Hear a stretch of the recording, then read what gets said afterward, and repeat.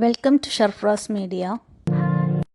Candle വെച്ചിട്ട് നല്ലൊരു flower design ചെയ്യാൻ പോവാണ്. അപ്പോൾ അതിനായിട്ട് ഉണങ്ങിയ ബ്രാഞ്ചസ് എടുത്തിട്ടുണ്ട്. പിന്നെ ഇത് ക്യാൻഡിൽ അത് മെൽറ്റ് ചെയ്യാൻ വേണ്ടിയിട്ടാണ്. പിന്നെ ഫാബ്രിക് കളർ എടുത്തിട്ടുണ്ട്.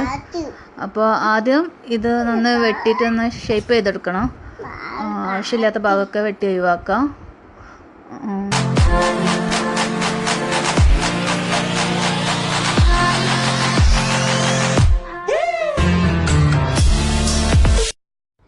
ഇനി ഇതൊന്ന് പെയിൻറ്റ് ചെയ്തെടുക്കണം. അപ്പോൾ അതിനായിട്ട് ഞാൻ ഫാബ്രിക് പെയിൻ്റ് ആട്ടോ യൂസ് ചെയ്യുന്നത്.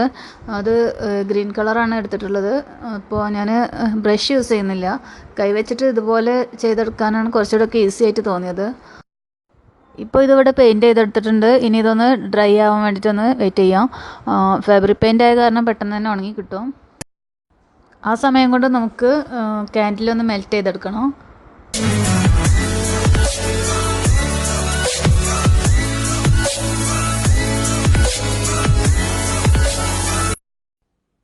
അപ്പോൾ നമ്മുടെ ക്യാൻഡിൽസൊക്കെ ഇവിടെ ശരിക്കും മെൽറ്റായിട്ട് വന്നിട്ടുണ്ട്.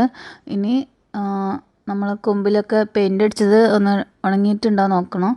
അപ്പോൾ ഇതിപ്പോൾ നല്ലോണം ഉണങ്ങിയിട്ടുണ്ട്. ഇത് മൈലാഞ്ചിൻ്റെ കൊമ്പാണ് എടുത്തിട്ടുള്ളത് കേട്ടോ. അതാണ് ഇത്ര തിന്നായിട്ടുള്ളത്. അടുത്തതായിട്ട് ഒരു പാത്രത്തിൽ മെഴുക് ഉരുക്കിയതും മറ്റൊരു പാത്രത്തിൽ ഐസ് വാട്ടറും എടുത്തിട്ടുണ്ട്. അപ്പോൾ പൂക്കൾ ഉണ്ടാക്കാൻ വേണ്ടിയിട്ട് ആദ്യം നമ്മുടെ ഈ 4 വിരലുകൾ ഐസ് വെള്ളത്തിലൊന്ന് മുക്കി വെക്കണം.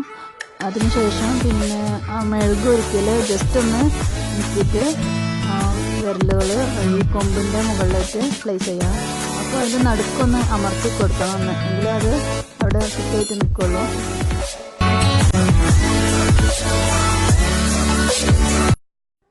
ഇതേ രീതിയിൽ എല്ലാ പൂക്കളും ചെയ്തെടുക്കുക. അപ്പോൾ ഈ പൂക്കൾ ഉണ്ടാക്കുമ്പോൾ ശ്രദ്ധിക്കാനുള്ളത് എന്താ വെച്ചാൽ അത് വിരലുകൾ നല്ലോണം തണുത്തിട്ടുണ്ടാവണം. ഐസ് വെള്ളം തണുപ്പ് കുറവാണെങ്കിൽ അതത്ര ശരിയായി വരില്ല. പിന്നെ മെഴുകിൽ ജസ്റ്റ് ഒന്ന് മുക്കിയെടുക്കാനേ പാടുള്ളൂ. കൂടുതൽ ടൈം വെക്കുകയാണെന്നുണ്ടെങ്കിൽ അത് ആകെ കൂടെ ഒട്ടിപ്പിടിച്ചിട്ട് ആ ഒരു പെറ്റൽസിൻ്റെ ഷേപ്പൊക്കെ മാറിപ്പോകും. പിന്നെ നമ്മൾ അത് ആ കൊമ്പിൽ വെക്കുമ്പോൾ തന്നെ അതിൻ്റെ നടുക്ക് ആ ഒരു സ്റ്റെമ്മുമായിട്ട് ഒന്ന് ജസ്റ്റ് ഒന്ന് പ്രസ് ചെയ്ത് കൊടുക്കണം. എങ്കിലും അത് അവിടെ ഉറച്ച് നിൽക്കുള്ളൂ. ഇത് മെഴുക് ഞാൻ രണ്ടാമത് പിന്നെയും ചൂടാക്കി കൊടുക്കുന്നതാണ് കേട്ടോ. അത് പെട്ടെന്ന് തന്നെ കട്ട പിടിക്കുന്നുണ്ട്.